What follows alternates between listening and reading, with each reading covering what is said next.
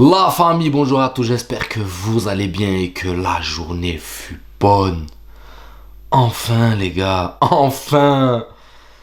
Depuis le temps qu'on attend un match digne de ce nom de la part du Real Madrid, on en avait marre de se taper des purges. Et là, enfin je vois du football. Enfin je regarde et je kiffe. Je vois des choses qui me plaisent. Je vois un Bellingham qui est en feu. Je vois un début de match de Brahim digne de ce nom. Je vois en l'espace de 5 minutes un Mbappé digne du Paris Saint-Germain. 5 minutes ça a duré, mais c'est déjà bien, on prend 5 minutes. Enfin, je vois des choses qui me plaisent. Alors que depuis le début de saison, les gars, c'est comme ça que je veux voir le Real Madrid, les gars. Ne me dites pas que vous avez déjà vu, à part la remontada qu'on a fait en Ligue des Champions, je sais plus c'était contre qui, il n'y a pas eu de match référence. Mais là, on a vu des choses intéressantes avec un Bellingham qui nous a fait un match à la Zidane, avec un Vinicius qui revient 10 jours prématurément de blessure et qui nous a fait des dingues. Mais vous inquiétez pas les gars, je vais rentrer dans le détail. Avant de commencer les gars, j'ai reçu un magnifique maillot du partenaire de la chaîne, le Vestiaire Store. Regardez-moi ce maillot du Milan, il est magnifique les gars. Pour ceux qui veulent des maillots, n'hésitez pas, le lien est dans la description. Le code BENZ vous fera bénéficier de 10% et la qualité est au rendez-vous, je vous le garantis, n'hésitez pas. Maintenant que ça c'est dit la famille, quel match! Déjà, l'intensité, quand tu vois qu'à la 75e, 80e minute, tout le monde est sur les rotules, tu vois que ça a donné. Et ça a été différent sur ce match parce que tu vois que le Real Madrid a exercé un pressing correct. Enfin, pour une fois, le pressing est cohérent, pas à contre-courant. Ce double pivot, Valverde, Ceballos m'a plu. Pourquoi? Alors oui, vous allez me dire, ouais, mais tu nous as dit que Ceballos, il doit pas rester. Je vous explique, les gars. Quand tu as un joueur devant, comme Brahim et comme Bellingham, ça me dérange pas qu'il y ait Ceballos et Valverde en double pivot. Bon, Valverde, on va dire que c'est son taf. Mais quand tu as Ceballos et Valverde, Ceballos, je vous avais dit que je préfère le voir devant, mais là tu peux le faire reculer d'écran parce que tu as des joueurs de ballon devant. Tu as des mecs qui portent le ballon vers l'avant. Et quand tu as Brahim Diaz et Bellingham devant Valverde et Ceballos, on voit ce que ça donne. Tchouaméni, frère, reconversion tout de suite. Même si tu as fait cette petite erreur, et en plus ce que j'ai aimé, c'est que tu as ralenti, tu as enlevé le pied, tu vois. Tu as failli y aller avec ton pied, ton pied fort, et après T'as enlevé ton pied et malheureusement c'est ton pied faible qui a touché un petit peu, je sais plus c'est qui. Je sais plus c'est qui touche et penalty malheureusement. Mais les gars, je sais que moi je suis le premier à lui taper dedans et toute la saison je l'ai allumé sur son positionnement de MDC où clairement il nous servait pas à grand chose.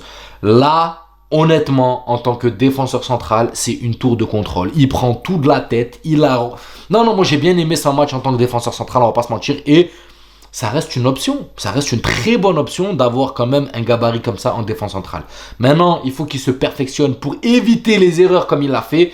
Mais sinon, moi les gars, Tchouaméni, reconversion directe. Oublie le poste de MDC.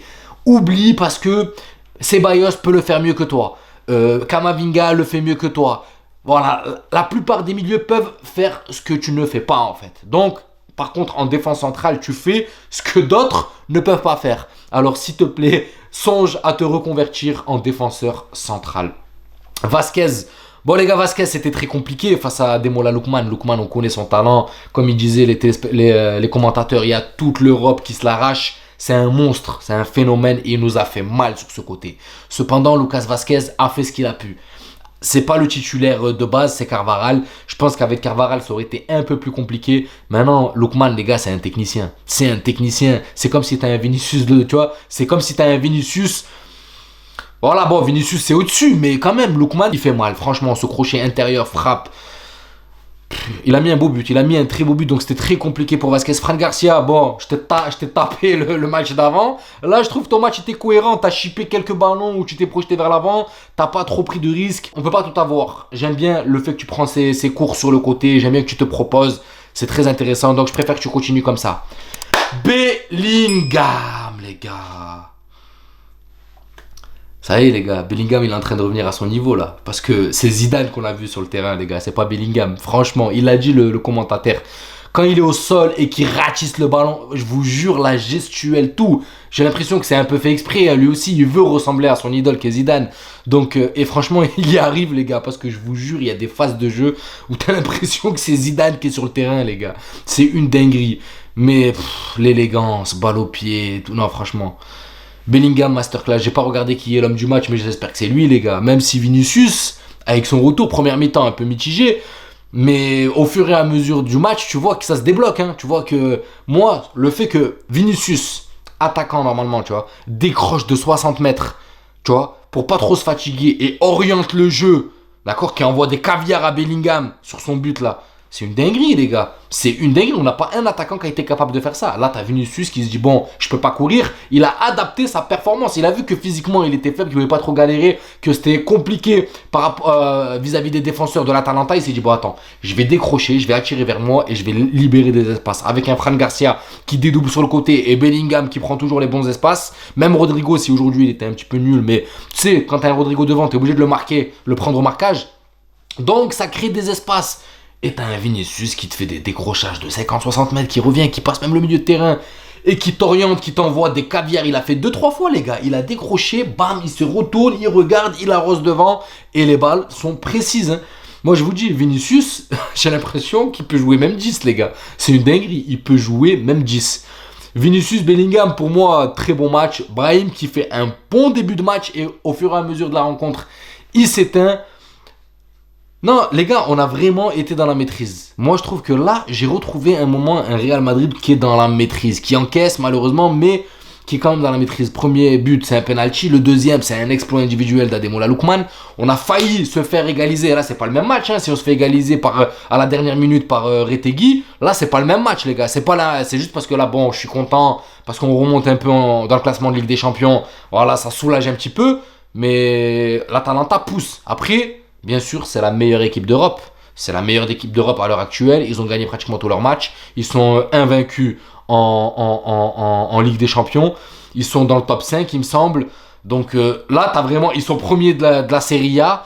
Meilleure attaque de Serie A. Donc là, tu as un concurrent. Tu vois, tu as un vrai concurrent. C'est limite une finale de Ligue des Champions, l'Atalanta. Tu vois. Donc, je suis rassuré. Je suis rassuré parce qu'on a montré du caractère. Après tout ce qui est passé avant, là, on remontre qu'on a un visage de Ligue des Champions quand même. Alors, vous allez me dire, ouais, mais attends, c'est le Real Madrid, frère. Pourquoi tu nous parles comme ça, comme si on était des gazes? Parce que les gars, on a passé 20 matchs où on était des gazes.